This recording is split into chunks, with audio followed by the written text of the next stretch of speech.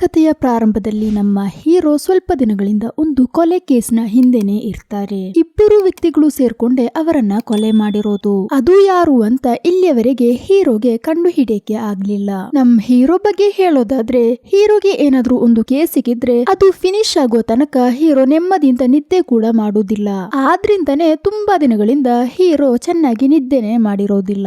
ನಮ್ ಹೀರೋಗೆ ಆಲ್ರೆಡಿ ಮದುವೆ ಆಗಿರುತ್ತದೆ. ಅವರು ಮತ್ತೆ ಅವರ ಹೆಂಡತಿ ಮಧ್ಯೆ ಅಷ್ಟೇನು ಚೆನ್ನಾಗಿ ಇರೋದಿಲ್ಲ. ನೆಕ್ಸ್ಟ್ ಸೀನ್ ನಲ್ಲಿ ನಾವು ನೋಡ್ತಿರೋದು, ಒಂದು ಬೆಟ್ಟದ ತುದಿಯಿಂದ ಯಾರೋ ಕೆಳಗಡೆ ಬಿದ್ದು ತೀರಿ ಹೋಗಿರ್ತಾರೆ. ಇವಾಗ ನಮ್ಮ ಹೀರೋ ಹಾಗೂ ಬಾಕಿ ಪೊಲೀಸವರು ಈ ವಿಷಯ ತಿಳಿದು ಘಟನೆ ನಡೆದ ಸ್ಥಳಕ್ಕೆ ಹೋಗ್ತಾರೆ. ಆದರೆ ಅವರು ಎಷ್ಟೇ ವಿಚಾರಿಸಿ ನೋಡಿದ್ರು ಸಹ ಮರಣ ಹೊಂದಿರುವ ಆ ವ್ಯಕ್ತಿ ಬೆಟ್ಟದ ಹತ್ತಿರ ಬಂದಿರೋದಾಗ್ಲಿ ಬೆಟ್ಟ ಹತ್ತಿರೋದಾಗ್ಲಿ ಅಲ್ಲಿಂದ ಬಿದ್ದಿರೋದನ್ನು ಸಹ ಯಾರು ನೋಡಿರುವುದಿಲ್ಲ. ಇವಾಗ ನಮ್ಮ ಹೀರೋ ಚೆಕ್ ಮಾಡಿ ನೋಡಿದಾಗ ಆ ಬೆಟ್ಟದ ಹಲವು ಭಾಗಗಳಲ್ಲಿ ರಕ್ತ ಇರುತ್ತದೆ. ಹಾಗಾದರೆ ಬೆಟ್ಟ ಹತ್ತುತ್ತಾ ಇರುವಾಗ ಕೈ ಜಾರಿ ಕೆಳಗಡೆ ಬಿದ್ದಿರಬಹುದು ಅನ್ನೋ ಒಂದು ಕನ್ಕ್ಲೂಷನ್ ಗೆ ಬರೋಣ ಅಂತ ಹೀರೋ ನಿರ್ಧರಿಸ್ತಾರೆ. ಆದರೆ ಕೆಳಗಡೆ ಬಿದ್ದಿರುವ ಎಕ್ಸ್ ಅನ್ನ ನೋಡಿದ್ರೆ ಅವನ ಕೈಲಿರೋ ವಾಚ್ ಹೊಡೆದೋಗಿದೆ. ಅದೇ ತರ ಅವನು ಕಿವಿಯಲ್ಲಿ ಹೆಡ್ ಸೆಟ್ ಹಾಕಿರ್ತಾನೆ. ಆ ಒಂದು ವಾಚ್ ನಲ್ಲಿ 10:02ಕ್ಕೆ ಸಮಯ ನಿಂತೋಗಿರುತ್ತದೆ. ಆ ಒಂದು ವಾಚ್ ಕೂಡ ಹೊಡೆದೋಗಿದೆ ಅಲ್ವಾ. ಹಾಗಾದ್ರೆ ಎಕ್ಸ್ ಬಿದ್ದ ಸಮಯದಲ್ಲಿ ವಾಚ್ ಮುರಿದೋಗಿರಬಹುದು. ಹಾಗಾದ್ರೆ ನಮ್ಮ ಎಕ್ಸ್ ಸುಮಾರು 10 ಗಂಟೆಗೆ ಕೆಳಗಡೆ ಬಿದ್ದಿದ್ದಾನೆ ಅಂತ ನಮ್ಮ ಹೀರೋಗೆ ಗೊತ್ತಾಗುತ್ತದೆ. ಅದರ ನಂತರ ನಮ್ಮ ಎಕ್ಸ್ ಬಾಡಿದು ಕೆಲವು ಫೋಟೋಸ್ ಗಳನ್ನ ಹೀರೋ ತೆಗೆದಿಡ್ತಾರೆ. ನಂತರ ಅವನು ಹೇಗೆ ಆ ಬೆಟ್ಟವನ್ನ ಹತ್ತಿರಬಹುದು ಅಂತ ನೋಡಕ್ಕೆ ನಮ್ಮ ಹೀರೋ ಹಾಗೂ ಅವನ ಅಸಿಸ್ಟೆಂಟ್ ಆ ರಕ್ತದ ಹನಿಗಳು ಕಂಡ ಭಾಗದಲ್ಲಿ ಹತ್ತಿ ನೋಡುತ್ತಾರೆ. ಕಾರಣ ಆ ಬಿದ್ದಿರುವ ವ್ಯಕ್ತಿ ಹೇಗೆ ಬೆಟ್ಟವನ್ನ ಹತ್ತಿದ, ಹೇಗೆ ಇದನ್ನ ಒಂದು ಡೆಮೋ ನೋಡಿದ್ರೆ ತಾನೇ ನಮಗೆ ಕರೆಕ್ಟ್ ಆಗಿ ತಿಳಿಯುವುದು. ಹಾಗೆ ಬೆಟ್ಟದ ಮೇಲ್ಗಡೆ ಬಂದು ನೋಡಿದಾಗ ಅಲ್ಲಿ ನಮ್ಮ ಎಕ್ಸ್ ಒಂದು ಬ್ಯಾಗ್ ಇರುತ್ತದೆ. ಅದರೊಳಗಡೆ ಇರುವ ಫೋನ್ ಹಾಗೂ ಪರ್ಸ್, ಬ್ಯಾಗ್ ಎಲ್ಲವೂ ಒಂದೇ ಬ್ರ್ಯಾಂಡ್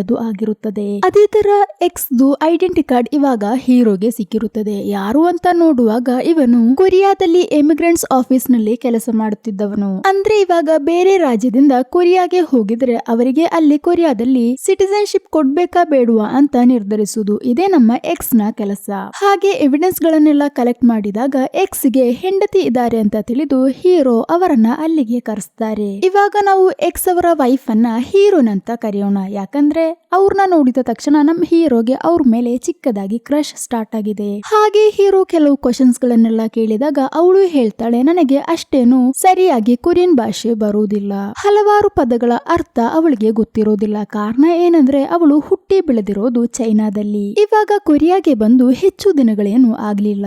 ಈ ವಿಷಯಗಳನ್ನೆಲ್ಲ ಅವಳು ಹೀರೋ ಜೊತೆ ಹೇಳ್ತಾ ಇರ್ತಾಳೆ. ಅದ್ರ ಮಧ್ಯೆ ಅವಳು ಒಂದು ನೋಡಿದ್ರೆ ಎಕ್ಸ್ ತೀರಿ ಹೋಗಿರೋದು ಒಳ್ಳೇದಾಯ್ತು, ಇನ್ನು ಸಮಾಧಾನದಿಂದ ಇರಬಹುದಲ್ವಾ ಅಂತ ಹೇಳ್ತಾಳೆ. ಇದು ಕೇಳಿದಾಗ ನಮ್ಮ ಹೀರೋ ಹಾಗೂ ಅಸಿಸ್ಟೆಂಟ್ ಅವರು ಸ್ವಲ್ಪ ಶಾಕ್ ಆಗ್ತಾರೆ. ತೀರಿ ಹೋಗಿರುವ ಒಬ್ಬ ವ್ಯಕ್ತಿಯನ್ನ ನೋಡಿಬಿಟ್ಟು ಅವನು ತೀರಿ ಹೋಗಿರೋದು ಒಳ್ಳೇದೇ ಆಯ್ತು ಅಂತ ಯಾರಾದ್ರೂ ಹೇಳಿದ್ರೆ ಅವ್ರ ಮೇಲೆ ಡೌಟ್ ಬರುತ್ತಲ್ವಾ. ಹಾಗೆ ಇವಾಗ ಹೀರೋ ಹಾಗೂ ಅವರ ಅಸಿಸ್ಟೆಂಟ್ ಗೆ ಅವಳ ಮೇಲೆ ಡೌಟ್ ಶುರುವಾಗಿರುತ್ತದೆ. ಆದ್ರಿಂದ ಹೀರೋ ಬಗ್ಗೆ ವಿಚಾರಿಸಕ್ಕೆ ಅವನು ನಿರ್ಧರಿಸ್ತಾನೆ. ನೋಡಿದ್ರೆ ನಮ್ ಹೀರೋನ್ ಕೆಲಸ ಮಾಡ್ತಿರೋದು ಎಲ್ಲಿ ಅಂದ್ರೆ ಈ ವಯಸ್ಸಾದವ್ರನ್ನ ನೋಡ್ತಿರುವ ಕೇರ್ ಟೇಕರ್ ಏಜೆನ್ಸಿಯಲ್ಲಿ. ವಾರದಲ್ಲಿ ಯಾವ್ದಾದ್ರು ಒಂದು ದಿನನೇ ಹೀರೋನಿಗೆ ಕೆಲಸ ಇರೋದು. ಅವಾಗ ಹೀರೋಯಿನ್ದು ಹಸ್ಬೆಂಡ್ ಎಕ್ಸ್ ತೀರಿ ಹೋಗಿರೋದು ಕಳೆದ ಸೋಮವಾರ.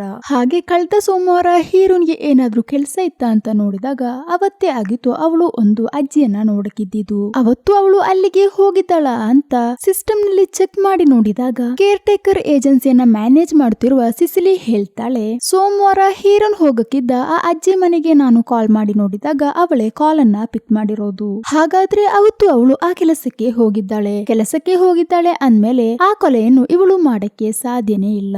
ಆದ್ರೂ ಇನ್ನೂ ಸಹ ಕೆಲವು ಡೌಟ್ ಗಳು ಇರೋದ್ರಿಂದ ಅವಳನ್ನ ತುಂಬಾ ಡೀಪ್ ಆಗಿ ವೀಕ್ಷಿಸುವುದಕ್ಕೆ ಅಂತ ಹೀರೋ ಡಿಸೈಡ್ ಮಾಡ್ತಾರೆ. ಹಾಗೆ ಅವಳು ಹೋಗುವ ಎಲ್ಲಾ ಕಡೆ ಹೀರೋ ಒಂದು ಬೈನೋಕ್ಯುಲರ್ ಇಟ್ಕೊಂಡು ಹೋಗಕ್ಕೆ ಶುರು ಮಾಡ್ತಾರೆ. ಇದೆಲ್ಲ ಕೇಸ್ಗೋಸ್ಕರ ಹೀರೋ ಮಾಡ್ತಿದ್ದಾನೆ ಅಂತ ತಾನೇ ನಾವು ಅನ್ಕೊಂಡಿರೋದು. ಆದ್ರೆ ಹಾಗಲ್ಲ. ಹೀರೋನನ್ನ ನೋಡಿದ ತಕ್ಷಣ ನಮ್ ಹೀರೋಗೆ ಒಂದು ಕ್ರಶ್ ಹೊಡೆದಿತ್ತಲ್ವಾ. ಆದ್ರಿಂದ ಅವಳು ಎಲ್ಲಿಗೆಲ್ಲ ಹೋಗ್ತಿದ್ದಾಳೆ ಅಂತ ಫಾಲೋ ಮಾಡ್ಕೊಂಡು ಹೋಗಿ ಅವಳನ್ನ ನೋಡ್ಕೊಂಡು ಕೂರಕ್ಕಷ್ಟೇ. ಅವಾಗ ನಮ್ ಹೀರೋಗೆ ಒಂದು ಕಾಲ್ ಬರುತ್ತದೆ. ತೀರಿ ಹೋದ ನಮ್ ಎಕ್ಸ್ ಇದಾನಲ್ವಾ, ಅವನ ಬೆರಳಿನ ಕೆಳಗಡೆಯಿಂದ ಹೀರೋಯಿಂದು ಒಂದು DNA ಸಿಕ್ಕಿದೆ. ಇನ್ನೇನ್ ನೋಡಕ್ಕೆ ಹೀರೋನನ್ನ ಒಂದ್ಸಲ ಮೀಟ್ ಮಾಡಬಹುದು. ಅದೇ ತರ ನಮ್ಮ ಡೌಟ್ ಗಳನ್ನ ಕ್ಲಿಯರ್ ಮಾಡಬಹುದು.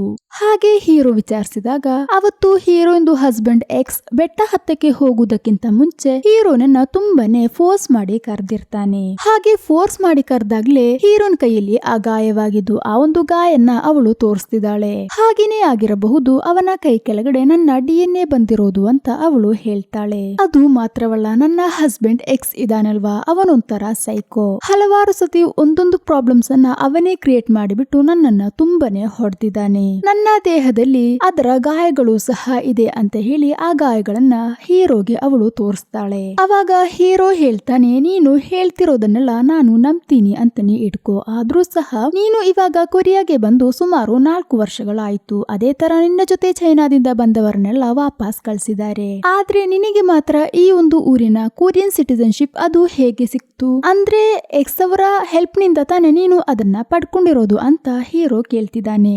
ಆಗ ಅವಳು ಹೇಳ್ತಾಳೆ, ನನ್ನ ಅಜ್ಜ ಕೊರಿಯನ್ ಆರ್ಮಿಯಲ್ಲಿ ಕೆಲಸ ಮಾಡ್ತಿರೋದು, ಹಾಗೆ ಅಜ್ಜನ ಸಹಾಯದಿಂದಲೇ ನನಗೆ ಸಿಟಿಜನ್ಶಿಪ್ ಸಿಕ್ಕಿರೋದು. ಹಾಗೆ ಅವಳ ಅಜ್ಜನ ಫೋಟೋ ಹಾಗೂ ಅದಕ್ಕಿರೋ ಪ್ರೂಫ್ ಗಳನ್ನೆಲ್ಲ ಹೀರೋಯಿನ್ ತೋರಿಸ್ತಿದ್ದಾಳೆ. ಹಾಗಾದ್ರೆ ಹೀರೋಯಿನ್ ಅಪರಾಧಿಯಾಗಕ್ಕೆ ಚಾನ್ಸೇ ಇಲ್ಲ.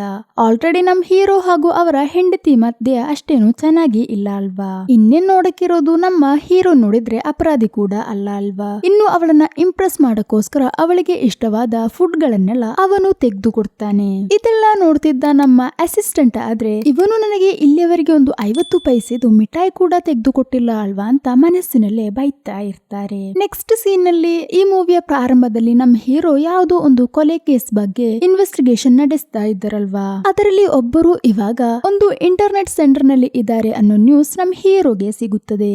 ನಂತರ ಹೀರೋಯಿನ್ ಜೊತೆ ಮನೆಗೆ ಹೋಗಕ್ಕೆ ಹೇಳ್ಬಿಟ್ಟು ನಮ್ ಹೀರೋ ಆ ಅಪರಾಧಿಯನ್ನ ಹಿಡಿಯೋಕೆ ಇಂಟರ್ನೆಟ್ ಸೆಂಟರ್ಗೆ ಹೋಗ್ತಾರೆ. ನಮ್ ಹೀರೋನಿಗೆ ಹೀರೋ ಬೇಕಾದ ಫುಡ್ ಗಳನ್ನೆಲ್ಲ ತೆಗೆದು ಕೊಟ್ರಲ್ವಾ, ಹಾಗೆ ಅವನು ಯಾವ ತರದ ವ್ಯಕ್ತಿ ಅಂತ ತಿಳ್ಕೊಳ್ಳೋಕೋಸ್ಕರ ಹೀರೋನ್ ಇವಾಗ ಹೀರೋನ ಫಾಲೋ ಮಾಡ್ಕೊಂಡೇ ಹೋಗ್ತಾಳೆ. ಇವಾಗ ನಮ್ಮ ಹೀರೋ ಇಂಟರ್ನೆಟ್ ಸೆಂಟರ್ ನಲ್ಲಿ ಆ ಅಪರಾಧಿಯನ್ನ ನೋಡಿರ್ತಾನೆ. ಅವನನ್ನ ಹಿಡಿಯಕ್ಕೆ ಅಂತ ಹೋಗುವಷ್ಟರಲ್ಲಿ ತಪ್ಪಿಸ್ಕೊಂಡು ಅವನು ಓಡ್ತಾನೆ. ಕೊನೆಗೆ ಹೇಗಳೋ ಕಷ್ಟಪಟ್ಬಿಟ್ಟು ಆ ಅಪರಾಧಿಯನ್ನ ಹಿಡಿದು ಯಾರ ಜೊತೆನೋ ನೀನು ಆಡ್ತಿರೋದು ಹಾಗಂತ ಹೇಳಿ ಅವನ ಗ್ರಾಚಾರ ಬಿಡಿಸಿಬಿಟ್ಟು ಹಿಂದ್ಗಡೆ ತಿರುಗುವಷ್ಟರಲ್ಲಿ ಅಲ್ಲಿ ಹೀರೋಯಿನ್ ನಿಂತಿರ್ತಾಳೆ. ಹೀರೋ ಲವ್ ಮಾಡ್ತಿರುವ ಒಂದು ಹುಡುಗಿ ಮುಂದೆ ಒಂದು ಅಪರಾಧಿಯನ್ನ ಹಿಡಿಯೋದು, ಅವನಿಗೆ ಸರಿಯಾಗಿ ಹೊಡೆಯೋದು, ಇದೆಲ್ಲ ಒಂದು ಮಾಸ್ತರ ಅಲ್ವಾ? ಹಾಗೆ ಹೀರೋನ ನೋಡಿಬಿಟ್ಟು ಇವನಿಗಿಂತ ಎಷ್ಟೋ ದೊಡ್ಡ ಕಳ್ಳಂದಿರನ್ನೇ ನಾನು ಹಿಡ್ದಿದ್ದೀನಿ ಅಂತ ಆ ಅಪರಾಧಿಯನ್ನ ಸ್ಟೇಷನ್ಗೆ ಕರ್ಕೊಂಡು ಬರ್ತಾರೆ. ಆಗ ಆ ಅಪರಾಧಿ ಹೇಳ್ತಾನೆ, ಸರ್ ನಿಜವಾಗ್ಲೂ ನಾನು ಆ ಕೊಲೆ ಮಾಡಿಲ್ಲ, ನನ್ನೊಟ್ಟಿಗೆ ಇದ್ದ ಇನ್ನೊಬ್ಬನೇ ಅದನ್ನ ಮಾಡಿರೋದು. ಅವಾಗ ಹೀರೋ ಹೇಳ್ತಾರೆ, ನೀನು ನನ್ನ ಕೈಯಲ್ಲಿ ಸಿಕ್ಕಾಕೊಂಡೆ ಅಲ್ವಾ, ಇನ್ನು ಅವನನ್ನ ಹಿಡಿಯಕ್ಕೆ ನನಗೆ ಎಷ್ಟು ಸಮಯ ಬೇಕು ಅಂತ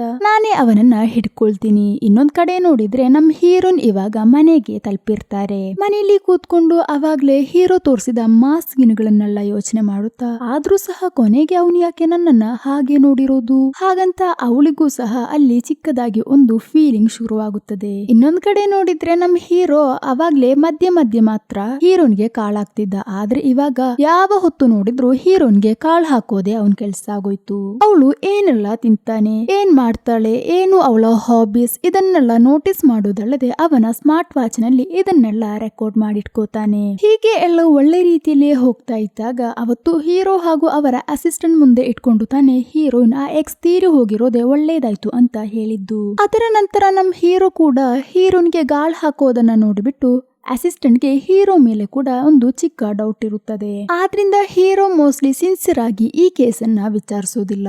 ಆದ್ರಿಂದ ನಮ್ ಹೀರೋ 4 ವರ್ಷಗಳಿಗಿಂತ ಮುಂಚೆ ಚೈನಾದಲ್ಲಿ ತಾನೇ ಇರೋದು. ಆದ್ರಿಂದ ಚೈನಾದಲ್ಲಿದ್ದ ಹೀರೋಂದು ಹಿಸ್ಟ್ರಿಗಳನ್ನೆಲ್ಲ ಅಸಿಸ್ಟೆಂಟ್ ತೆಗಿತಾನೆ. ಅವಾಗ ನಮ್ ಅಸಿಸ್ಟೆಂಟ್ ನೋಡಿದ್ರೆ ಶಾಕ್ ಆಗ್ಬಿಡ್ತಾನೆ. ಯಾಕಂದ್ರೆ ಚೈನಾದಲ್ಲಿ ನಮ್ ಹೀರೋನ್ ಮೇಲೆ ಒಂದು ಕೇಸ್ ರಿಜಿಸ್ಟರ್ ಆಗಿರುತ್ತದೆ. ಅಂದ್ರೆ ಅವಳ ಸ್ವಂತ ತಾಯಿಯನ್ನ ಅವಳೇ ಕೊಲೆ ಮಾಡಿರೋದು. ಚೈನಾದಿಂದ ಬಚಾವಾಗಕ್ಕೋಸ್ಕರನೇ ಅವಳು ಕೊರಿಯಾಗೆ ಹೋಗಿರೋದು. ಇವಾಗ ಆ ಎವಿಡೆನ್ಸ್ ಗಳನ್ನೆಲ್ಲ ಅಸಿಸ್ಟೆಂಟ್ ಹೀರೋ ಮುಂದೆ ಇಡ್ತಾರೆ. ಆದ್ರೆ ಇದೆಲ್ಲ ನೋಡಿ ಹೀರೋಗೆ ನಂಬಕೆನೆ ಆಗೋದಿಲ್ಲ.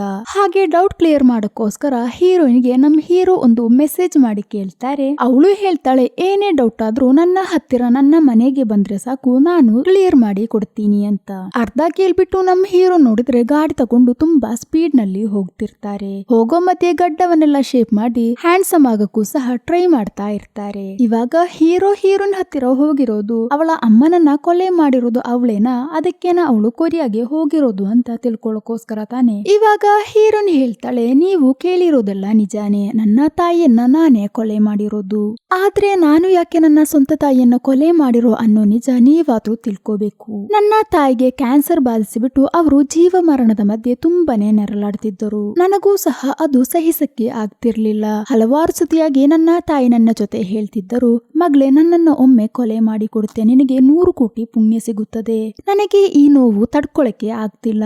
ಆದ್ರಿಂದನೇ ಅಮ್ಮನಿಗೆ ಕೊಡ್ತಿದ್ದ ಆ ಡ್ರಿಪ್ಸ್ ನಲ್ಲಿ ನಾನು ಪಾಯ್ಸನ್ ಮಿಕ್ಸ್ ಮಾಡಿ ಅಮ್ಮನನ್ನ ಕೊಲೆ ಮಾಡಿರೋದು. ಅದು ಅಲ್ಲ, ತೀರಿ ಹೋಗೋದಕ್ಕಿಂತ ಮುಂಚೆ ನನ್ನ ತಾಯಿ ನನ್ನ ಜೊತೆ ಹೇಳಿದ್ದರು, ನಿನ್ನ ಅಜ್ಜ ಕೊರಿಯಾದಲ್ಲಿ ಇದ್ದಾರೆ, ಅಲ್ಲಿಗೆ ಹೋದ್ರೆ ನಿನಗೆ ತುಂಬಾ ಸುಲಭವಾಗಿ ಸಿಟಿಜನ್ಶಿಪ್ ಸಿಗುತ್ತದೆ. ಹೀಗೇನೆ ನಾನು ನನ್ನ ತಾಯಿಯನ್ನ ಕೊಲೆ ಮಾಡಿಬಿಟ್ಟು ತಾಯಿಯ ಭಸ್ಮ ತಗೊಂಡು ಕೊರಿಯಾಗೆ ಬಂದಿರೋದು. ನಾನು ಇಷ್ಟೆಲ್ಲ ಹೇಳಿ ನಿಮಗೆ ನಂಬಕ್ಕೆ ಆಗ್ತಿಲ್ಲ ಅಂದ್ರೆ ನಾನು ಅವತ್ತು ಅಮ್ಮನನ್ನ ಕೊಲೆ ಮಾಡಕ್ಕೆ ಉಪಯೋಗಿಸಿದ ಪಾಯ್ಸನ್ ಹಾಗೂ ಅಮ್ಮನ ಚಿತಾಭಸ್ಮ ನನ್ನ ಕೈಯಲ್ಲೇ ಇದೆ. ನೀವೇ ಅದನ್ನ ಓಪನ್ ಮಾಡಿ ನೋಡ್ಕೊಳ್ಳಿ. ನಿಮಗೆ ನನ್ನ ಮೇಲಿರೋ ಡೌಟ್ ಏನಂದ್ರೆ, ನನ್ನ ತಾಯಿಯನ್ನ ನಾನು ಕೊಲೆ ಮಾಡಿದ್ದರೆ ನನ್ನ ಹಸ್ಬೆಂಡ್ ಅನ್ನ ಸಹ ನಾನು ಕೊಲೆ ಮಾಡಿರಬಹುದು ಅಂತ ತಾನೆ. ಆದರೆ ನನ್ನ ಹಸ್ಬೆಂಡ್ ಎಕ್ಸ್ ಅವರು ಆತ್ಮಹತ್ಯೆ ಮಾಡ್ಕೊಂಡಿರೋದು. ಯಾಕಂದ್ರೆ ನಿಯಮ ವಿರುದ್ಧವಾಗಿ ಹಲವಾರು ಜನರಿಗೆ ನನ್ನ ಹಸ್ಬೆಂಡ್ ಕೊರಿಯನ್ ಸಿಟಿಜನ್ಶಿಪ್ ಅನ್ನ ಕೊಟ್ಟಿದ್ದಾನೆ. ಅದು ಅಲ್ಲ, ಈ ವಿಷಯಗಳು ತಿಳಿದ ಹಲವಾರು ಜನರು ಎಕ್ಸ್ ಗೆ ಬ್ಲಾಕ್ ಮೇಲ್ ಲೆಟರ್ಸ್ ಗಳನ್ನ ಕಳಿಸಿರ್ತಾರೆ. ಇನ್ನು ಈ ವಿಷಯಗಳೆಲ್ಲವೂ ಪಬ್ಲಿಕ್ ಆಗಿ ಬಿಡುತ್ತದೆ, ಎಲ್ರಿಗೂ ಗೊತ್ತಾಗಿ ನನ್ನ ಮರ್ಯಾದೆ ಹೋಗುತ್ತದ ಅನ್ನೋ ಹೆದರಿಕೆಯಲ್ಲೇ ಎಕ್ಸ್ ಅವರು ಆತ್ಮಹತ್ಯೆ ಮಾಡ್ಕೊಂಡಿರೋದು. ನಿಮಗೆ ಡೌಟ್ ಇದ್ದರೆ ಅವತ್ತು ಕಳಿಸಿದ ಬ್ಲಾಕ್ ಮೇಲ್ ಲೆಟರ್ಸ್ ಗಳನ್ನೆಲ್ಲ ನೀವು ನೋಡಬಹುದು ಅಂತ ಅದನ್ನೆಲ್ಲ ಹೀರೋಗೆ ಅವಳು ತೋರಿಸ್ಕೊಡ್ತಾಳೆ. ಇವಾಗ ಹೀರೋನ್ ಹೇಳಿರುವ ಎಲ್ಲಾ ವಿಷಯಗಳನ್ನು ಪ್ರೂಫ್ ಸಮೇತ ಅವಳು ಸಬ್ಮಿಟ್ ಮಾಡಿ ಎಲ್ಲ ಕ್ಲಾರಿಟಿ ಮಾಡಿರೋದ್ರಿಂದ ಹೀರೋನ್ ಮೇಲೆ ಇವಾಗ ಅವನಿಗೆ ಯಾವುದೇ ರೀತಿಯ ಡೌಟ್ ಗಳು ಇರುವುದಿಲ್ಲ. ಕೊನೆಗೆ ಹೀರೋನ್ದು ಹಸ್ಬೆಂಡ್ ಎಕ್ಸ್ ಅವರು ಆತ್ಮಹತ್ಯೆ ಮಾಡಿರೋದು ಅಂತ ಹೇಳಿ ಆ ಕೇಸನ್ನ ಹೀರೋ ಕ್ಲೋಸ್ ಮಾಡ್ತಾರೆ. ಅದರ ನಂತರ ಇವಾಗ ಹೀರೋ ಹಾಗೂ ಹೀರೋನ್ ಮಧ್ಯೆ ಇರುವ ಆ ಸಂಬಂಧ ಸ್ವಲ್ಪ ಕೂಡ ಸ್ಟ್ರಾಂಗ್ ಆಗುತ್ತದೆ. ನಮ್ ಹೀರೋಗೆ ಪ್ರೈವೇಟ್ ಆಗಿ ಒಂದು ಆಫೀಸ್ ಇದೆ. ಹಾಗೆ ಆ ಆಫೀಸಿಗೆ ಹೀರೋನನ್ನ ಕರ್ಕೊಂಡು ಹೋಗ್ತಾನೆ. ಅವಳಿಗೆ ಇಷ್ಟ ಇರುವ ಫುಡ್ ಗಳನ್ನೆಲ್ಲ ಹೀರೋ ತನ್ನ ಸ್ವಂತ ಕೈಯಾರೆ ಮಾಡಿ ಕೊಡ್ತಾನೆ. ಹಾಗೆ ಒಂದು ದಿನ ಊಟ ತಯಾರು ಮಾಡ್ತಾ ಇದ್ದಾಗ ಹೀರೋ ಅಲ್ಲಿರೋ ಒಂದು ಗೋಡೆಯಲ್ಲಿ ಹಲವಾರು ಫೋಟೋಸ್ ಗಳನ್ನ ಅಂಟಿಸಿರೋದನ್ನ ಹೀರೋಯಿನ್ ನೋಡ್ತಾಳೆ. ಇದೆಲ್ಲ ಯಾವ ಫೋಟೋಸ್ ಅಂದ್ರೆ, ಇಲ್ಲಿಯವರೆಗೆ ನಮ್ ಹೀರೋಗೆ ಯಾವ ಕೇಸ್ ಗಳನ್ನ ಸಾಲ್ವ್ ಮಾಡಕ್ಕೆ ಆಗ್ಲಿಲ್ವೋ ಆ ಕೇಸ್ ಗಳ ಫೋಟೋಸ್ ಆಗಿರುತ್ತದೆ. ನಂತರ ಹೀರೋ ಹೇಳ್ತಾರೆ, ಸುಮಾರು ದಿನಗಳಾಯ್ತು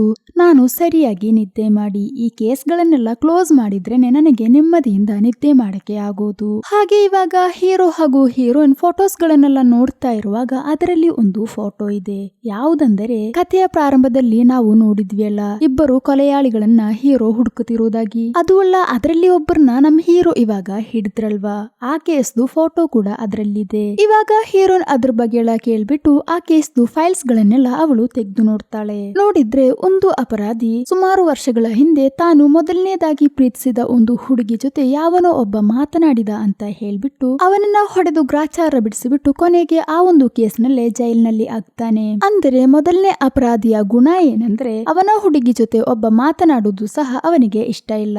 ನಂತರ ಫೈಲ್ಸ್ ಚೆಕ್ ಮಾಡಿ ನೋಡಿದ್ರೆ ಆ ಒಂದು ಅಪರಾಧಿ ಜೈಲ್ನಲ್ಲಿ ಇರೋ ಸಮಯದಲ್ಲಿ ಆ ಹುಡುಗಿಯ ಮದುವೆ ಆಗಿರುತ್ತದೆ. ಹಾಗಾದ್ರೆ ಅವನ ಸ್ವಭಾವ ಇಟ್ಕೊಂಡು ಇವಾಗ ಅವನು ಆ ಎಕ್ಸ್ ನ ಮನೆಯಲ್ಲಿ ಇರಬಹುದಲ್ವಾ ಅಂತ ಹೀರೋಯಿನ್ ಕೇಳ್ತಾಳೆ. ಅವಳ ಆ ಬ್ರಿಲಿಯಂಟ್ ಕ್ವೆಶ್ಚನಿಂಗ್ ನಲ್ಲಿ ಹೀರೋ ಸ್ವಲ್ಪ ಶಾಕ್ ಆಗ್ತಾರೆ. ಅದೇ ಸಮಯ ಇನ್ನೊಂದ್ ಕಡೆ ನೋಡಿದ್ರೆ ನಮ್ಮ ಹೀರೋಯಿನ್ ಹೇಳಿರೋ ತರನೇ ಆ ಒಂದು ಅಪರಾಧಿ ಇವಾಗ ಆ ಎಕ್ಸ್ ನ ಮನೆಗೆ ಸೇರಿ ಅವಳ ಹೊಸ ಗಂಡನನ್ನ ತುಂಬಾ ಕ್ರೂರವಾಗಿ ಕೊಲೆ ಮಾಡಿಬಿಟ್ಟು ಏನು ನಡೆಯದೆ ಇರೋ ತರ ಅಲ್ಲೇ ಕೂತಿರ್ತಾನೆ. ಇವಾಗ ನಮ್ ಹೀರೋ ಬೇಗನೆ ಅವನ ಎಕ್ಸ್ ಮನೆಗೆ ಹೋಗಿ ನೋಡುವಾಗ ಹೀರೋನ ಅವನು ನೋಡ್ತಾನೆ. ಹೀರೋನ ನೋಡಿದ ತಕ್ಷಣ ಅವನು ಬೇಗ ಅಲ್ಲಿಂದ ತಪ್ಪಿಸ್ಕೊಂಡು ಓಡ್ತಾನೆ. ಅವನಾದ್ರೆ ಬಿಲ್ಡಿಂಗ್ ಗಳಿಂದ ಬಿಲ್ಡಿಂಗ್ ಗಳಿಗೆಲ್ಲ ಹಾರಿ ತಪ್ಪಿಸ್ಕೊಳಕ್ಕೆ ಟ್ರೈ ಮಾಡ್ತಾ ಇರ್ತಾನೆ. ಆದ್ರೆ ನಮ್ ಹೀರೋ ಬಿಟ್ಟು ಕೊಡ್ತಾನೆ. ಎಷ್ಟು ದಿನಗಳಿಂದ ನಮ್ ಹೀರೋದು ನಿದ್ದೆಗೆಡಿಸಿದವನವನು ತನ್ನ ಕೈಯಲ್ಲಿ ಆದಷ್ಟು ಟ್ರೈ ಮಾಡಿಬಿಟ್ಟು ಕೊನೆಗೆ ಹೀರೋ ಅವನನ್ನು ಸಹ ಹಿಡಿತಾರೆ. ಹಾಗೆ ಅವನನ್ನ ಅರೆಸ್ಟ್ ಮಾಡೋದಕ್ಕಿಂತ ಮುಂಚೆ ಅವನ ಜೊತೆ ಕೆಲವು ಕ್ವಶನ್ಸ್ ಗಳನ್ನ ಕೇಳ್ತಾರೆ. ಗನ್ ಹಿಡ್ಕೊಂಡು ಸ್ವಲ್ಪ ಹೆದರ್ಸಿ ಕ್ವಶನ್ ಕೇಳ್ತಿರ್ತಾರೆ.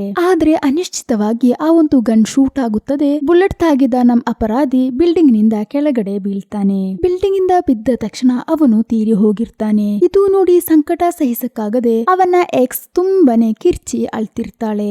ಆದ್ರೆ ಈ ಒಂದು ಘಟನೆ ನಮ್ ಹೀರೋನ ತುಂಬಾನೇ ದುರ್ಬಲನಾಗಿ ಮಾಡುತ್ತದೆ. ಮೆಂಟಲಿ ಡೌನ್ ಆದ ನಮ್ ಹೀರೋ ಡೈರೆಕ್ಟ್ ಆಗಿ ಬರೋದು ತನ್ನ ಪ್ರೈವೇಟ್ ಆಫೀಸ್ಗೆ. ಅವನ ಸಂಕಟವನ್ನ ನೋಡಿದ ಹೀರೋಯಿನ್ ಇಲ್ಲಿಯವರೆಗೆ ಸಾಲ್ವ್ ಆಗದಿದ್ದ ಕೇಸ್ಗಳ ಫೋಟೋಸ್ ಗಳನ್ನ ಹೀರೋ ಅನ್ಸಿದ್ರಲ್ವಾ, ಅದನ್ನೆಲ್ಲ ತೆಗೆದು ಬೆಂಕಿಗೆ ಹಾಕ್ತಾಳೆ. ಆ ಒಂದು ಫೋಟೋಸ್ ಗಳಲ್ಲಿ ನಮ್ ಹೀರೋಯಿನ್ ಹಸ್ಬೆಂಡ್ ಎಕ್ಸ್ ಅವರ ಫೋಟೋನು ಕೂಡ ಹೀರೋ ತೆಗ್ದಿದ್ರಲ್ವಾ, ಆ ಒಂದು ಫೋಟೋ ಕೂಡ ಇರುತ್ತದೆ. ಎಕ್ಸ್ ಅವರ ಕೇಸನ್ನ ಆಲ್ರೆಡಿ ಅವರು ಒಂದು ಸುಸೈಡ್ ಕೇಸ್ ಅಂತ ನಿರ್ಧರಿಸಿರ್ತಾರಲ್ವಾ, ಅದು ಅಲ್ಲ ತುಂಬಾ ದಿನಗಳಿಂದ ನಮ್ ಹೀರೋ ಹುಡುಕುತ್ತಿದ್ದ ಆ ಅಪರಾಧಿ ಇವಾಗ ತೀರಿ ಹೋಗಿದ್ದಾನೆ. ಹೀರೋದು ನಿದ್ದೆಗೆಡಕ್ಕೆ ಕಾರಣ ಈ ಸಾಲ್ವ್ ಆಗದ ಕೇಸ್ಗಳ ಬಗ್ಗೆ ಅತೀವ ಯೋಚನೆ ಮಾಡಿ ಅಂತ ಗೊತ್ತಾದ ಹೀರೋಯಿನ್ ಇನ್ನಾದ್ರೂ ಸ್ವಲ್ಪ ಸಮಾಧಾನದಿಂದ ನೀನು ಚೆನ್ನಾಗಿ ನಿದ್ದೆ ಮಾಡು ಹಾಗಂತ ಹೇಳಿ ಅವನನ್ನ ಅವನ ರೂಮಿಗೆ ಕರ್ಕೊಂಡೋಗ್ತಾಳೆ. ಇವಾಗ ಹೀರೋ ಬೆಡ್ ನಲ್ಲಿ ಮಲ್ಕೊಂಡಿರ್ತಾರೆ, ಅವನ ಪಕ್ಕದಲ್ಲೇ ಹೀರೋನ್ ಕೂಡ ಕೂತಿರ್ತಾಳೆ. ಇವಾಗ ಮೆಲ್ಲೆ ಮೆಲ್ಲೆ ಹೀರೋ ನಿದ್ದೆಗೆ ಜಾರ್ತಾನೆ. ಇವಾಗ ನಮ್ ಹೀರೋ ಹಾಗೂ ಹೀರೋಯಿನ್ ಮೆಂಟಲಿ ತುಂಬಾನೇ ಹತ್ರವಾಗುತ್ತಾರೆ. ಇವಾಗ ನಮ್ ಹೀರೋ ಟೈಮ್ ಸಿಗುವಾಗ್ಲೆಲ್ಲ ಹೀರೋಯಿನ್ ನ ಕರ್ಕೊಂಡು ಔಟಿಂಗ್ ಎಲ್ಲ ಹೋಗ್ತಾರೆ. ಅದು ಅಲ್ಲ ಅವರಿಬ್ಬರ ಆಸೆ ಹಾಗೂ ಅವರಿಗೆ ಏನಂದ್ರೆ ಭಯ ಆತರ ಎಲ್ಲ ಅವರು ಮಾತನಾಡ್ಕೋತಾರೆ. ಅವಾಗ ಹೀರೋ ಹೇಳ್ತಾರೆ, ನನಗೆ ಕ್ರೈಮ್ ಸೀನಿಗೆ ಹೋಗುವಾಗ ಅಲ್ಲಿರುವ ರಕ್ತದ ಹನಿಗಳು ಅದನ್ನೆಲ್ಲ ನೋಡುವಾಗ ತುಂಬಾನೇ ಭಯವಾಗುತ್ತದೆ. ಅವಾಗ ಹೀರೋಯಿನ್ ಹೇಳ್ತಾಳೆ, ನನಗೆ ತುಂಬಾ ಎತ್ತರದಲ್ಲಿ ನಿಲ್ಲೋದು, ಹೈಟ್ ನೋಡೋದು ಇದೆಲ್ಲ ತುಂಬಾ ಭಯ ಅಂತ. ಹಾಗೆ ಹೀರೋ ಇವಾಗ ಅವನ ಮನೆಗೆ ಬಂದಿರ್ತಾನೆ. ಆದ್ರೆ ನಮ್ ಹೀರೋಗೆ ಸ್ವಲ್ಪ ಕೂಡ ನಿದ್ದೆನೆ ಬರೋದಿಲ್ಲ. ಈ ತರ ಒಂದು ಸಿಚುವೇಶನ್ ಅಲ್ಲಿ ನಮ್ ಹೀರೋಗೆ ಹೀರೋಯಿನ್ ತಾನೇ ನೆನಪು ಬರೋದು. ಅವಳು ಏನ್ ಮಾಡ್ತಿರೋದು ಅಂತ ಇವನು ಮೆಸೇಜ್ ಮಾಡಿ ಕೇಳ್ತಾನೆ. ನಮ್ ಹೀರೋನ್ಗಾದ್ರೆ ವಯಸ್ಸಾದವ್ರನ್ನ ನೋಡ್ಕೊಳ್ಳೋದು ತಾನೇ ಕೆಲಸ. ಹಾಗೆ ಅವಳು ನೋಡ್ಕೊಳ್ತಿರುವ ಆ ಅಜ್ಜಿಗೆ ಏನು ಹುಷಾರಿಲ್ಲದಾಗಿ ಹಾಸ್ಪಿಟಲ್ ನಲ್ಲಿ ಅಡ್ಮಿಟ್ ಆಗಿದ್ದಾರೆ. ಆದ್ರಿಂದ ಅವ್ರನ್ನ ನೋಡಕ್ಕೆ ಅಂತ ಹೀರೋನ್ ಇವಾಗ ಹಾಸ್ಪಿಟಲ್ಗೆ ಹೋಗಿರ್ತಾಳೆ. ನಾಳೆ ಸೋಮವಾರ ಅಲ್ವಾ, ಸೋಮವಾರ ಹೀರೋನ್ ನೋಡ್ಕೊಳ್ಳೋ ಒಂದು ಅಜ್ಜಿ ಇದಾರಲ್ವಾ, ಇವರು ಇವಾಗ ಅಡ್ಮಿಟ್ ಆಗಿರೋ ಕಾರಣ ನಾಳೆ ಅವ್ರನ್ನ ನೋಡ್ಕೊಳಕ್ಕೆ ಹೋಗಕ್ಕಾಗಲ್ಲ ಅಂತ ಇವಳು ಸ್ವಲ್ಪ ಬೇಜಾರ್ನಲ್ಲಿ ಹೇಳ್ತಾಳೆ. ಅವಾಗ ಹೀರೋ ಹೇಳ್ತಾರೆ, ಮತ್ತೆ ನಾನ್ ಯಾಕಿರೋದು, ನೀನು ಯಾವುದಕ್ಕೂ ಟೆನ್ಷನ್ ಮಾಡ್ಕೋಬೇಡ, ನೀನು ನೋಡ್ಬೇಕಾಗಿರೋ ಆ ಅಜ್ಜಿಯನ್ನ ನಾಳೆ ನಾನು ಹೋಗಿ ನೋಡ್ಕೋತೀನಿ. ಹಾಗೆ ಇವಾಗ ಹೀರೋ ಆ ಅಮ್ಮನನ್ನ ನೋಡ್ಕೊಳಕ್ಕೆ ಅಂತ ಅವರ ಮನೆಗೆ ಹೋಗ್ತಿದ್ದಾನೆ. ಆದರೆ ಅಲ್ಲಿಟ್ಕೊಂಡೆ ಇವಾಗ ನಮ್ ಹೀರೋ ಎಕ್ಸ್ಪೆಕ್ಟೇ ಮಾಡಿರದ ಟ್ವಿಸ್ಟ್ ರಿವೀಲ್ ಆಗೋದು. ಅಂದ್ರೆ ಆ ಅಜ್ಜಿ ಕೈಯಲ್ಲಿ ಒಂದು ಫೋನ್ ಇದೆ. ಇದೇ ತರ ಇರೋ ಒಂದು ಫೋನ್ ನಮ್ ಹೀರೋ ಕೈಯಲ್ಲಿ ಸಹ ಇರೋದು. ಒಂದೇ ತರದ ಫೋನ್ಗಳು ಇವಾಗ ಒಬ್ಬರ ಜೊತೆ ಇಬ್ಬರ ಜೊತೆ ಅಥವಾ 10 ಜನರ ಜೊತೆ ಕೂಡ ಇರಬಹುದು. ಆದ್ರೆ ಇದ್ರಲ್ಲಿ ಏನು ನಮ್ ಹೀರೋಗೆ ಡೌಟ್ ಬರೋದಿಲ್ಲ. ಆದ್ರೆ ಆ ಒಂದು ಅಜ್ಜಿಗೆ ಆ ಫೋನ್ ನಲ್ಲಿ ಹೇಗೆ ಹಾಡನ್ನ ಪ್ಲೇ ಮಾಡೋದು ಅಂತ ಕೂಡ ಗೊತ್ತಿರೋದಿಲ್ಲ. ಅವಾಗ ಹೀರೋ ಫೋನ್ ಕೇಳ್ಕೊಂಡು ಹಾಡನ್ನ ಹಾಕ್ತಾರೆ. ಇವಾಗ ನಾವಾದ್ರೂ ಯಾರ್ದಾದ್ರೂ ಫೋನ್ ಅನ್ನ ಕೇಳ್ಕೊಂಡ್ರೆ ರೀಸೆಂಟ್ ಆಗಿ ಓಪನ್ ಮಾಡಿರುವ ಆಪ್ಸ್ ಗಳನ್ನೆಲ್ಲ ಕ್ಲೋಸ್ ಮಾಡ್ತೀವಲ್ವಾ, ಹಾಗೆ ಹೀರೋ ಕೂಡ ಕ್ಲೋಸ್ ಮಾಡ್ತಾ ಇರುವಾಗ ಒಂದು ಅಪ್ಲಿಕೇಶನ್ ನ ನೋಡಿ ಹೀರೋ ತುಂಬಾನೇ ಶಾಕ್ ಆಗ್ಬಿಡ್ತಾರೆ. ಅಂದ್ರೆ ಇವಾಗ ನಮ್ಗೆ ಆಂಡ್ರಾಯ್ಡ್ ಅಥವಾ ಆಪಲ್ ಫೋನ್ಸ್ ನಲ್ಲಿ ಎಷ್ಟು ದೂರ ಹೋಗಿದೀವಿ ಅಂತೆಲ್ಲ ನೋಡ್ಕೊಳಕ್ಕೆ ಅಂತ ಒಂದು ಆಪ್ ಇರುತ್ತಲ್ವಾ, ಅದೇ ತರ ಒಬ್ಬರು ಎಷ್ಟು ಹೈಟ್ ಅಥವಾ ಎಷ್ಟು ಎತ್ತರಕ್ಕೆ ಹತ್ತಿದರು ಅಂತ ಮೆಜರ್ ಮಾಡೋ ಒಂದು ಆಪ್ ಆ ಅಜ್ಜಿಯ ಫೋನ್ ನಲ್ಲಿ ಇರುತ್ತದೆ. ಆ ಫೋನ್ ನಲ್ಲಿ ನಮ್ ಹೀರೋಯಿನ್ ಎಕ್ಸ್ ಹಸ್ಬೆಂಡ್ ತೀರಿ ಹೋದ್ರಲ್ವಾ, ಅದೇ ದಿನ 138 ಅಡಿ ಯಾರು ಎತ್ತರಕ್ಕೆ ಹತ್ತಿರುವುದನ್ನ ತೋರಿಸ್ತಿರುತ್ತದೆ. ನಮ್ಮ ಈ ಅಜ್ಜಿ ನೋಡಿದ್ರೆ ಕಳೆದ 10 ವರ್ಷಗಳಿಂದಾಗಿ ಮಲಗಿದ್ದಲ್ಲೇ. ಹಾಗಾದ್ರೆ ಈ ಮನೆಗೆ ಬೇರೆ ಯಾರು ಬರ್ತಿದ್ದಾರೆ? ನಮ್ಮ ಹೀರೋಯಿನೇ. ಇವಾಗ ನಮ್ ಹೀರೋಗೆ ಅವಳ ಮೇಲೆ ಸ್ವಲ್ಪ ಡೌಟ್ ಗಳು ಬರಕ್ಕೆ ಶುರುವಾಗುತ್ತದೆ. ಆದ್ರಿಂದ ಅದನ್ನ ಕನ್ಫರ್ಮ್ ಮಾಡೋಕ್ಕೋಸ್ಕರ ಹೀರೋ ಆ ಅಜ್ಜಿ ಜೊತೆ ಕೇಳ್ತಾನೆ, ಅಜ್ಜಿ ಇವತ್ತು ಯಾವ ದಿನ ಅಂತ ನಿಮಗೆ ಗೊತ್ತಾ? ಆದ್ರೆ ಆ ಅಜ್ಜಿಗೆ ನೋಡಿದ್ರೆ ಈ ದಿನ ಅಂತಲ್ಲ ಯಾವ ದಿನಗಳು ಸಹ ನೆನಪೇ ಇಲ್ಲ. ಅಂದ್ರೆ ಯಾವ ದಿನ ನಮ್ ಹೀರೋಯಿನ್ ಈ ಅಜ್ಜಿ ಹತ್ರ ಬರ್ತಾರೆ ಅದೇ ದಿನ ಸೋಮವಾರ ಅಂತ ಅಜ್ಜಿಗೆ ಗೊತ್ತು. ಅವಾಗ ನಮ್ ಹೀರೋಗೆ ಏನ್ ಡೌಟ್ ಬರುತ್ತೆ ಅಂದ್ರೆ ಹೀರೋಯಿನ್ ಹಸ್ಬೆಂಡ್ ಮರಣ ಹೊಂದಿರೋದು ಸೋಮವಾರ. ಒಂದ್ ವೇಳೆ ಹೀರೋಯಿನ್ ಸೋಮವಾರ ಈ ಅಜ್ಜಿಯನ್ನ ನೋಡಕ್ಕೆ ಬರದೆ ಮಂಗಳವಾರ ಬಂದಿದ್ರೆ ಯಾವ ದಿನ ಬಂದ್ರು ಸಹ ಈ ಅಜ್ಜಿಯನ್ನ ಕಾಲ್ ಮಾಡಿ ಕೇಳಿದ್ರೆ ಅಜ್ಜಿ ಹೇಳ್ತಾರೆ ಇವತ್ತು ಸೋಮವಾರ ಅಂತ.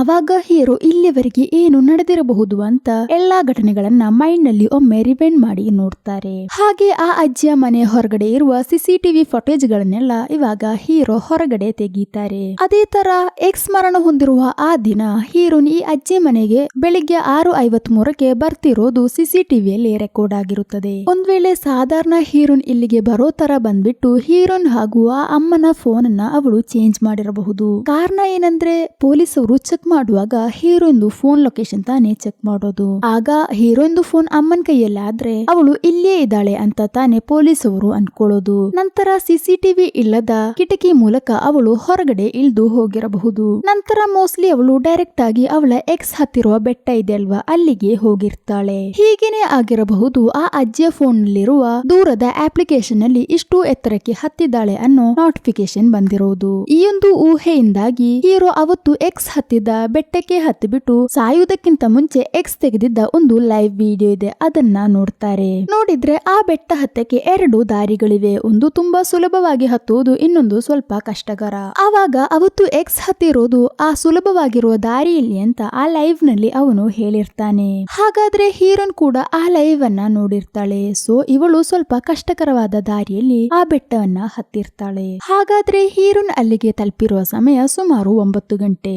ಅದೇ ಸಮಯದಲ್ಲಿನೇ ಟೇಕ್ ಕೇರ್ ಏಜೆನ್ಸಿಯಿಂದ ಕಾಲ್ ಬಂದಾಗ ನಾನು ಅಮ್ಮನ ಹತ್ತಿರ ಇದ್ದೀನಿ ಅಂತ ಹೀರೋನ್ ಹೇಳಿರೋದು. ಹೀಗೆ ಹಲವಾರು ಊಹೆಗಳು ನಮ್ಮ ಹೀರೋಗೆ ಸಿಕ್ಕಿರುತ್ತದೆ. ಹಾಗೆ ಇವಾಗ ಅವತ್ತು ಹೀರೋನ್ ಯಾವ ದಾರಿಯಿಂದಾಗಿ ಬೆಟ್ಟ ಹತ್ತಿದಳೋ ಅದೇ ಕಡೆಯಿಂದ ಹೀರೋ ಕೂಡ ಹತ್ತುತ್ತಾರೆ. ತುಂಬಾ ವರ್ಷಗಳಿಂದ ತನ್ನನ್ನ ಹೊಡಿತಿದ್ದ ಗಂಡನನ್ನ ಕೊಲೆ ಮಾಡಕ್ಕೆ ಒಂದು ಚಾನ್ಸ್ ಸಿಕ್ಕಿದಾಗ ಅವಳು ಮೆಲ್ಲೆ ಬಂದು ಹಿಂದ್ಗಡೆಯಿಂದ ತಳ್ಳಿರಬಹುದು. ಬೀಳುವಾಗ ಅಲ್ಲಿ ಹಿಡಿಯಕ್ಕೆ ಏನು ಇಲ್ಲದ ಕಾರಣ ಹೀರೋನ್ ಕೈಯನ್ನ ಅವನು ಹಿಡಿದಿರ್ತಾನೆ. ಹಾಗೆ ಗಾಯವಾಗಿನೇ ಅವನ ಉಗುರಲ್ಲಿ ಹೀರೋಯಿಂದು DNA ಆಗಿರೋದು. ಹಾಗೆ ಇವಾಗ ಹೀರೋ ಕರೆಕ್ಟ್ ಟೈಮ್ ನೋಡುವಾಗ 10:01 ಆಗಿರುತ್ತದೆ. ಇದೇ ಸಮಯದಲ್ಲೇ ನಮ್ ಎಕ್ಸ್ ಮರಣ ಹೊಂದಿರೋದು ನಮ್ ಹೀರೋನ್ ಅವರನ್ನ ತಳ್ಳಿ ಕೆಳಗಡೆ ಹಾಕಿರುವುದು. ಇದನ್ನೆಲ್ಲ ಹೀರೋ ಹೇಗೆ ಕಂಡು ಹಿಡಿದ್ರು ಅಂತ ಅಲ್ವಾ, ಹೀರೋನ್ ಯಾವ ದಾರಿಯಾಗಿ ಹೋಗಿದ್ಲು ಅಂತ ಹೀರೋಗೆ ಸ್ವಲ್ಪ ಐಡಿಯಾ ಇದೆ ಅಲ್ವಾ.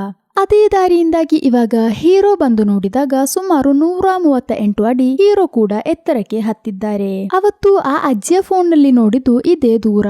ಇವಾಗ ಹೀರೋಂದು ನಿಜ ರೂಪ ಏನು ಅಂತ ನಮ್ ಹೀರೋಗೆ ತಿಳಿದಿದೆ ಅಲ್ವಾ. ನೀನು ಒಂದು ಒಳ್ಳೆಯ ಗುಲಾಬಿ ಹೂ ಆಗಿರುತ್ತೆ ಅಂತ ಅನ್ಕೊಂಡಿದ್ರೆ ನೀನು ಫುಲ್ ಮುಳ್ಳಿನಿಂದ ತುಂಬಿರುವ ಗುಲಾಬಿ ಹೂನ ಅಂತ ಚಿಂತೆ ಮಾಡುತ್ತಾ ಹೀರೋ ಇವಾಗ ಹೀರೋನ್ ಮನೆಯಲ್ಲಿ ವೇಟ್ ಮಾಡಿ ಕೂತಿರ್ತಾನೆ. ಹೀರೋ ಕೂತಿರೋದು ನೋಡಿ ನಮ್ ಹೀರೋನ್ಗೂ ಏನೋ ಡೌಟ್ ಬರುತ್ತದೆ. ಅವಾಗ ಹೀರೋ ಆ ಅಜ್ಜಿ ಫೋನ್ ಅನ್ನ ಮುಂದ್ಗಡೆ ಇಡ್ತಾನೆ. ನಂತರ ಕೇಳ್ತಾನೆ, ನಿನ್ನ ಗಂಡ ನಿನ್ನನ್ನ ಹೊಡೆದಿರಬಹುದು ಅಥವಾ ಉಪದ್ರವಿಸಿರಬಹುದು, ಆದ್ರೆ ಅದನ್ನ ವಿಚಾರಿಸಕ್ಕೆ ಅಂತ ತಾನೆ ಇಲ್ಲಿ ಪೊಲೀಸ್ ಅವರು ಇರೋದು. ನೀನು ಯಾವತ್ತಾದ್ರೂ ಪೊಲೀಸ್ ಅವರಿಗೆ ಕಂಪ್ಲೇಂಟ್ ನೀಡಿದ್ಯಾ? ಏನೂ ಹೇಳದೆ ಒಂದು ಚಾನ್ಸ್ ಸಿಕ್ಕಿದಾಗ ಯಾರಿಗೂ ಗೊತ್ತಾಗದೆ ಅವನನ್ನ ಕೊಲೆ ಮಾಡಿಬಿಟ್ಟು ಎಂತೆಂತ ನಾಟಕಗಳನ್ನೆಲ್ಲ ನೀನು ಆಡಿದ್ಯಾ?